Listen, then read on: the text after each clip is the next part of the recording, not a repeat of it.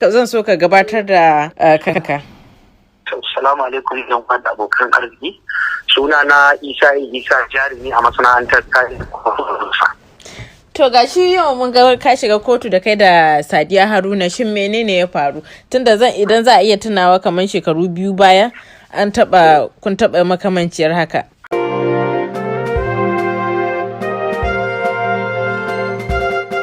To alhamdulillah ala kulli halin yau shekara 2 da wata 3 da 'yan kwanaki wannan shari'a ce take ta tafiya ake ta janta har sai Allah ya kawo ta wannan lokaci ranar Litinin 7 ga watan Turawa.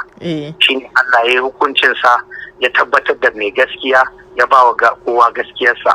Kotu ta kama ta da laifi, ta mata sassauci ta daure ta wata 6 ba tara a gidan yari akan sharri da taimun da kazafi abin da ban san shi ba.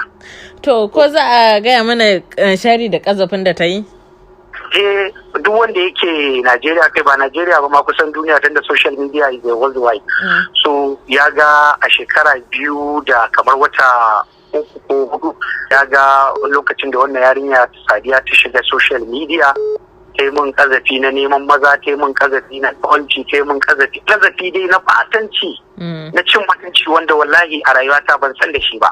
To akan wannan ne na garzaya kotu, ban dau hukunci a hannuna ba. Na roƙi Allah ya zaɓa min abin da ya fi alheri. Allah ya tura ni kotun na tun a duniya kafin mu je tasa ya mata hukunci. To kafin taimaka wannan kazafi a da, shin wani irin alaƙa ne tsakaninka da Sadiya Haruna? Kafin taimun wannan kazafin alaƙa ce ta taimako. Ta zo gurina akan taimake ta, kuma Allah ya sa ni ba na wulaƙanta masoyi, ta nuna ita mai ƙaunata ce a harkar fim, don haka ita ma ta shiga harkar fim. Gashi an cuce ta da Allah an bata labari na taimake ta, ni mutumin kirki ne.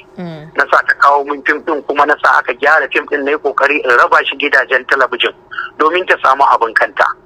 To daga nan ne ta dinga nuna ni na zama babanta, ba ta da kowa, godfather ɗinta ne. To bakin cikin na hana ta abubuwan da take yi a social media na batanci. Na ce in bata bari ba ni ba ita zan rabu da ita. To wannan bakin cikin ne da na rabu da ita ya sa daman ta taɓa faɗa min ita a duniya in fa ta rabu da ni za ta yi mutuwar za ta yi min abin da ban taɓa zaton za ta yi min ba. Kuma na tsanci wannan abin ne yadda da shi a matsayin kaddara. Allah yana kaddarar mutum ta kowane irin siga. To ni wannan abin na yadda cewa Allah ne ya kaddare ni da shi. Abin da na yadda kenan. Ma'ana akan ka rabu da ita ne take taimaka wannan kasafi. To ita kamar ta nuna tana kaunar ka, son ka ne ko kaka? Taimakon da nake mata shi yasa ta ga duniya babu kamata. Ni kuma ina taimakon ta ne akan in janyo hankalinta ta daina irin wasu abubuwa da take wanda musulunci bai yarda da shi ba a social media. Akan haka na dinga taimakonta don ta samu ta nutsu. In ma aka duba za a ga akwai waƙoƙi da ta hau na yaban annabi.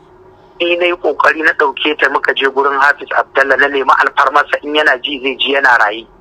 Na nemi alfarmarsa ya ba ta waƙoƙin nan domin duniya ta wanke kanta a idan duniya. Ta yi alƙawari ta daina waɗannan abubuwa. Kuma in har ta wanke kanta ta ci gaba da rayuwanta madaidaiciya, wallahi zan ci gaba da taimakonta a matsayinta wadda nake tausayawa a mace. Ni ina tausayin dukkan wata mace a duniya ma, ba wai ita kadai ba. To da ta ga ta daina wannan, shine na ja layi da ita. Can layi da ita shine janyo mun wannan. Kenan wannan ikirarin da take cewa kun taɓa yin aure duk ƙarya ne?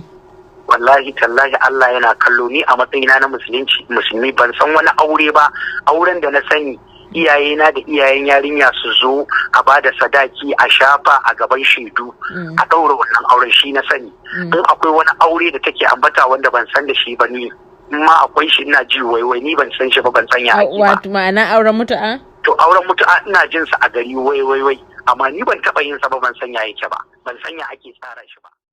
Kada ku manta ku danna subscribe, sannan ku danna ƙararrawa domin samun shirye-shiryen jaridar Sokoto a kowane lokaci.